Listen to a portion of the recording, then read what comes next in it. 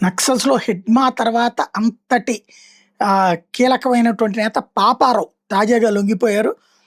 Paparao alias సున్నం Chandraiah, alias మంగుదాద అజ్ఞాత leader. ఛత్తీస్‌గఢ్‌లోని బస్తర్‌లో భద్రతా బలగాలకు కొన్నేళ్లుగా కంటి మీద కునుకు లేకుండా చేసి ప్రస్తుతం మోస్ట్ వాంటెడ్ మావోయిస్ట్‌లో కీలకంగా మారిన ఆయన బీజాపూర్ జిల్లా నేషనల్ పార్క్ అడవుల నుంచి లొంగిపోయేందుకు తన బృందంతో కలిసి వచ్చారు. పరిసెగూడ మీదుగా కుట్రు పోలీస్ స్టేషన్‌కి, అక్కడి నుంచి మంగళవారం ప్రత్యేక వాహనాల్లో జగదల్పూర్ చేరుకున్నారు. హిడ్మా తర్వాత ఆ స్థాయిలో యుద్ధతంత్రంలో పాపారావు ఆరితేరారు. బస్తరైజీ సుందర్రాజు ఎదుట పాపారావు బృందం ఆయుధాలతో లొంగిపోబోతోంది. బస్తర్‌లో భద్రతా బలగాల మీద జరిగిన 40కి పైగా దాడులకు ఈయనే సూత్రధారని సమాచారం.